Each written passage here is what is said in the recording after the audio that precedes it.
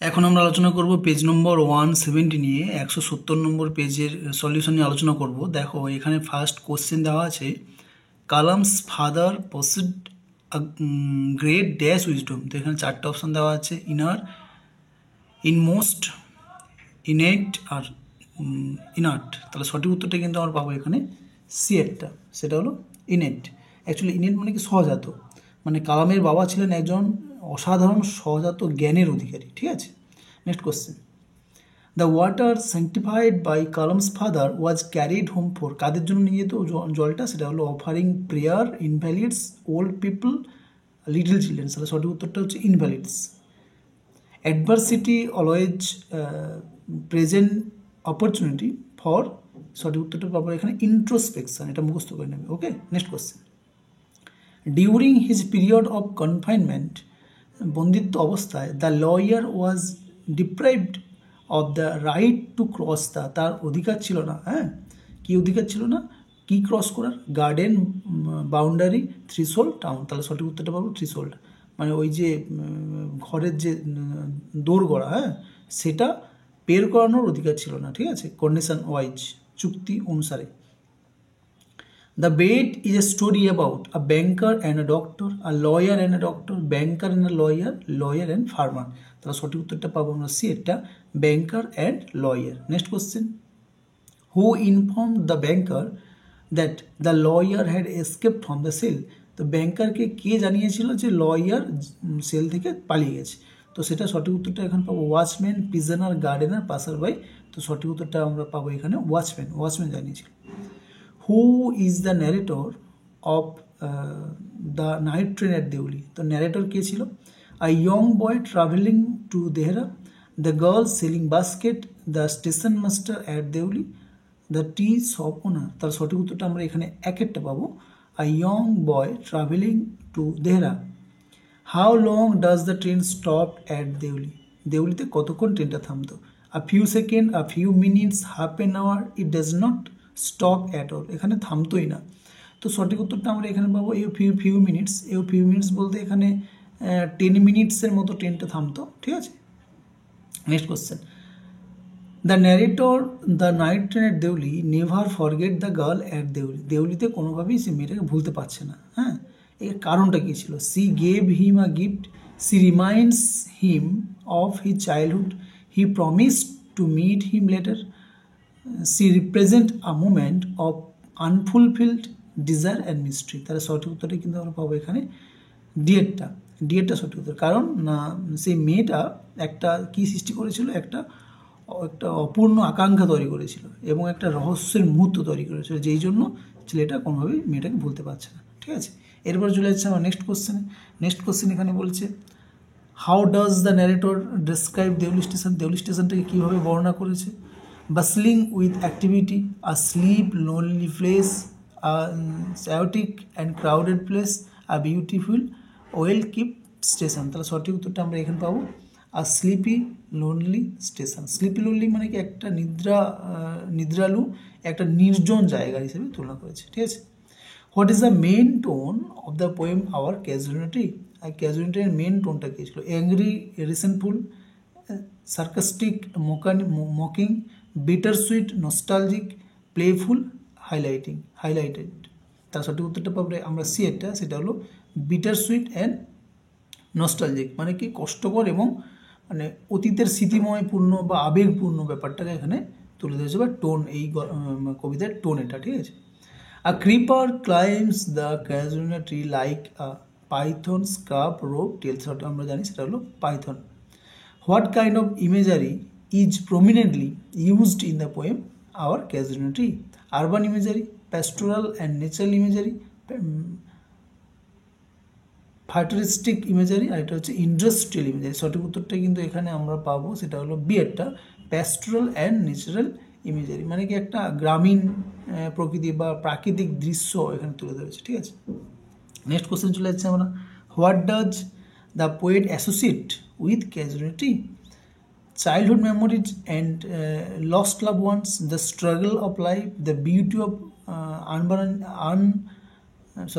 Urbanisation, the horrors of colonial rule. তাহলে সঠিক উত্তরটা আমরা পাবো এক একটা, এখানে কবি এই ক্যাসুলিনা ট্রি মানে গাছকে তার শৈশবের স্মৃতি এবং হারিয়ে যাওয়া প্রিয়জনদের সঙ্গে জড়িয়ে থাকা অনুভূতি সঙ্গে তুলনা করেছে। বা next question, what is the poetic form of the casuarina tree? Sonnet, free verse, lyrical poem আর এপিক পোয়েম। এটা কিন্তু অ্যাকচুয়ালি আমরা পাবো এটা লিরিক্যাল পোয়েম, ঠিক আছে, মানে এটা গীতি কবিতা। What is the speaker in Ulysses long for? তো ইউলিসিসের স্পিকার সে কী আকাঙ্ক্ষা করেছিল বা কী চেয়েছিল? আর peaceful and quiet retirement, new adventures and experience, the comfort of his family, forgiveness for his past mistake. তাহলে সঠিক উত্তরটা আমরা এখানে পাবো কিন্তু সেটা হলো বি এরটা, নিউ অ্যাডভেঞ্চার্স অ্যান্ড এক্সপিরিয়েন্স। মানে কি, মানে এটা নতুন নতুন অভিযানের এবং অভিজ্ঞতার জন্য তিনি গভীর মানে অপেক্ষা থাকেন, ঠিক আছে। What is Ulysses attitude towards his life as king? রাজা হিসেবে ইউলিসিসের অ্যাটিটিউড কী ছিল? হি finds it fulfilling and peaceful, he feels restless and board, he is content and enjoy ruling his people, he is determined to expend his kingdom. তাহলে সঠিক উত্তরটা actually আমরা পাবো এখানে he feels restless and board, মানে সেই রাজা হিসাবে তিনি নিজেকে কী করেছে, তার জীবনের সব থেকে একঘেয়েমি এবং বিরক্তিকর একটা সিচুয়েশন বলে মনে করতেন। What does Ulysses compare himself to the poem? নিজেকে কার সঙ্গে তুলনা করেছে কবিতায়? রাস্টি সোর্ড, কেজড বার্ড, আর শিপ লস্ট এট সি, আর লায়ন। সঠিক উত্তরটা আমরা এখানে এক একটা পাবো, সেটা হলো সে নিজেকে একটা মরিচে পড়া তলোয়ারের সাথে তুলনা করেছে, ঠিক আছে। How does the poem Ulysses end? কবিতাটি কীভাবে শেষ হয়েছিল? With Ulysses biding farewell to his son, with Ulysses preparing for his final voyage, with Ulysses expressing regret for his action, আর 4 নম্বর বলছে with Ulysses with Ulysses deciding to stay in Ithaca। তো সঠিক উত্তরটা এখানে আমরা পাবো অ্যাকচুয়ালি সঠিক উত্তরটা actually আমরা পাবো এখানে উইথ ইউলিসিস প্রিপেয়ারিং, হ্যাঁ এটাই হবে সঠিক উত্তর, with Ulysses preparing for final voice. মানে সে একদম কবিতার শেষে সে একটা শেষ সমুদ্রযাত্রার প্রস্তুতি নিচ্ছিল, হ্যাঁ। এই জন্য একটা লাইন দেখবে, একদম লাস্ট লাইনটা, to strive, to seek, to find and not to yield, এই লাইনটা দেওয়া আছে, খুব ইম্পর্ট্যান্ট লাইন এটা, ঠিক আছে। How does Ulysses describe his past adventure? তার পাস্ট অ্যাডভেঞ্চারকে কীভাবে সে ডেসক্রাইব করেছিল? As dull and uneventful, as noble and inspiring, আর অ্যাজ ডিফিকাল্ট অ্যান্ড ট্র্যাজিক, আর লাস্ট বলেছে as ordinary and mundane play. তাহলে সঠিক উত্তরটা কিন্তু আমরা পাবো এখানে যে অ্যাজ নোবেল অ্যান্ড ইন্সপায়ারিং, মানে সে তার অতীতের অভিযানগুলোকে একটা মহৎ এবং অনুপ্রেরণাদায়ক, হ্যাঁ, বলে মনে করছে, ঠিক আছে। নেক্সট চলে যাচ্ছি ড্রামা থেকে। What is one of the main subject in Riders to the Sea? Riders to the Sea main সাবজেক্টটা কী ছিল? Adventure, suffering, romance, wealth. তাহলে সব আমরা এটা জানি, সেটা হলো সাফারিং। এটা সাফারিং কেন? অ্যাকচুয়ালি এই স্টোরিটাতে আমরা নাটকটাতে আমরা জানতে পারবো যে মানুষ প্রকৃতি এবং নিয়তির বিপরীতে কতটা দুর্বল, হ্যাঁ, সেটা আমরা একদম শেষে জানতে পারবো, ঠিক আছে। What do Kathleen and Nora hide in the loft to avoid distressing Maurya? তারা কীটা লুকিয়ে রাখছিল যাতে করে মরিয়ার না কষ্ট হয়, হ্যাঁ। তো এখানে বলছে পিস অফ রোপ, আর লেটার ফ্রম মাইকেল, আর bundle of clothing, broken word. তো সঠিক উত্তরটা এখানে সেটা পাবো, এই বান্ডেল অফ ক্লোথিং, ঠিক আছে। এরপরে চলে যাচ্ছে নেক্সট কোশ্চেন। এখানে বলেছে what happen to Bartley at the end of the play? গল্পের শেষে বার্টলের সাথে কী ঘটেছিল? He returns safely, he is injured, he drowns, he get lost at sea. তার সঠিক উত্তরটা আমরা পাবো সি একটা, যে হি ড্রন, মানে সে ঘোড়া থেকে পড়ে ডুবে মারা গিয়েছিল, ঠিক আছে। What kind of play the riders to the sea? কী ধরনের নাটক? Poetic play, tragic play, farce, both end. তাহলে সঠিক উত্তরটা আমরা পাবো এখানে বি একটা, tragic play. Okay, next question চলে যাচ্ছি আমরা, এবং লাস্ট কোশ্চেন ড্রামার। When the curtain fall slowly Maurya? যখন আস্তে আস্তে পর্দাটা নেমে যায়, মানে গল্প একদম শেষে, মানে একদম নাটকটা শেষে, তখন মরিয়া কী করছিল? Nils down, begins two weep, start walking, Reiter's. তো সঠিক উত্তরটা আমি একেরটা পাবো, সেটা হলো নেলস ডাউন।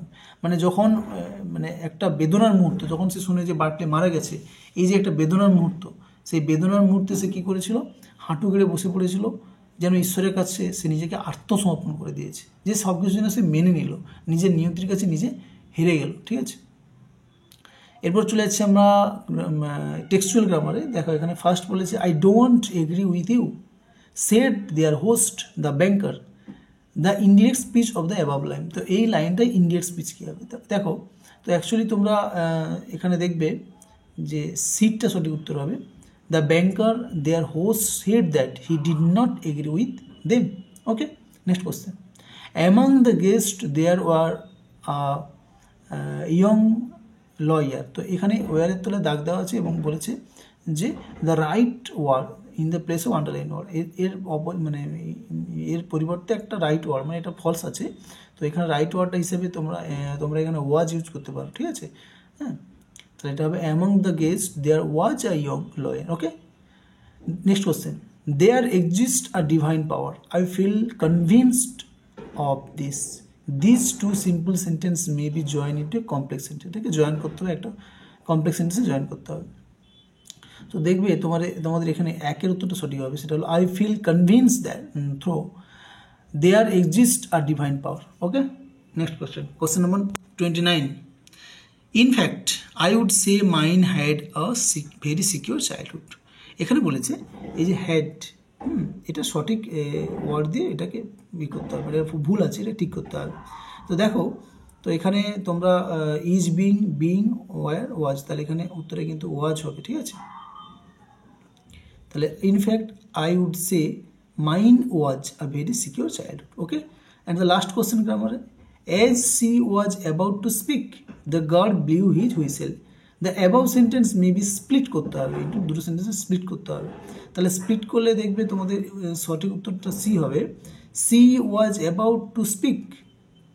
আর এই যে দেন, এটা দেনটা কিন্তু না দিলেও হবে, দেনটা কিন্তু না দিলেও হবে, হ্যাঁ, then the guard blew his whistle. Okay, বেশ, এরপরে চলে যাচ্ছে আমরা কম্প্রিহেনশন প্যাসেজে। তো এখানে কম্প্রিহেনশনটা দেখে নিই।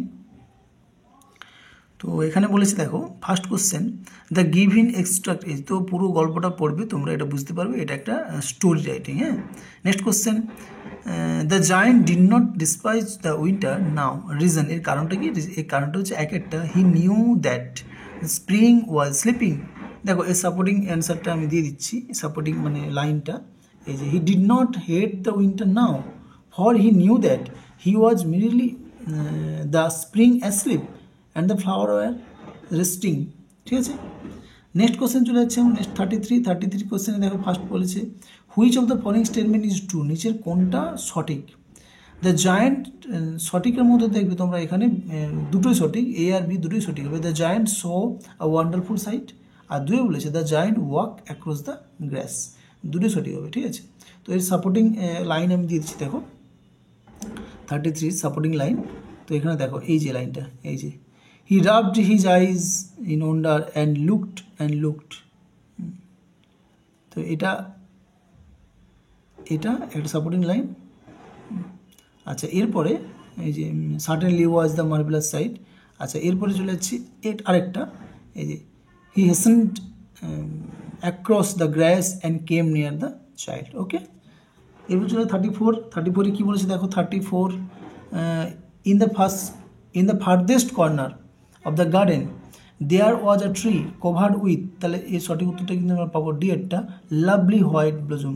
দেখো এখানে 34 এই যে was a tree covered with lovely white blossom. Okay, next question চলে যাচ্ছে 35 এখানে বলেছে দেখো, on the palm of the child where the marks of, একটা কিসের মার্কস ছিল, সেটা হলো মার্কস অফ লাভ। হ্যাঁ, দেখো এখানে সাপোর্টিং লাইনটা দেওয়া আছে, দেখো এই যে প্রিন্টস অফ টু নেলস, পরের লাইনে বলা আছে but these are the wounds of love. Okay, বেশ। 36 এখানে বলেছে দ্য ওয়ার্ড আও মিনস কি, আও কথার মানে হচ্ছে কি, এটা হচ্ছে রেভেন্টিয়াল ফিল্ডস, এখানে এর মানেটা হবে who had dared to wound thee, তাহলে এখানে ফাইনাইট ভার্ব, হ্যাঁ, এই যে সেন্টেন্সটাতে বলেছে সেটা কি, মানে এই যে ফাইনাইট ভার্ব সেন্টেন্সটা কি, ঠিক আছে, এটা হচ্ছে present perfect tense. He hastened across the grass and came near to the child. The sentence of the example, এই সেন্টেন্সটা কিসের উদাহরণ, সেটা হলো কম্পাউন্ড সেন্টেন্সের উদাহরণ, ঠিক আছে। Next question, he did not hate the winter now, এটার প্যাসিভ, এই যে আন্ডারলাইন ওয়ার্ডটা, এটার প্যাসিভ ফর্ম কি, প্যাসিভ ফর্ম হবে ওয়াজ নট হেটেড। আর লাস্ট কোশ্চেনে চলে যাচ্ছি আমরা, I may take the big sword and slay him, the speaker is, এখানে বলেছে সঠিক উত্তরটা আমরা পাবো সিয়েটটা, সেটা হলো দ্য জায়ান্ট এখানে স্পিকার। ওকে, তো তোমরা ভালো করে প্র্যাকটিস করো প্রত্যেকটা এমসিকিউ, ঠিক আছে। ওকে, থ্যাংক ইউ।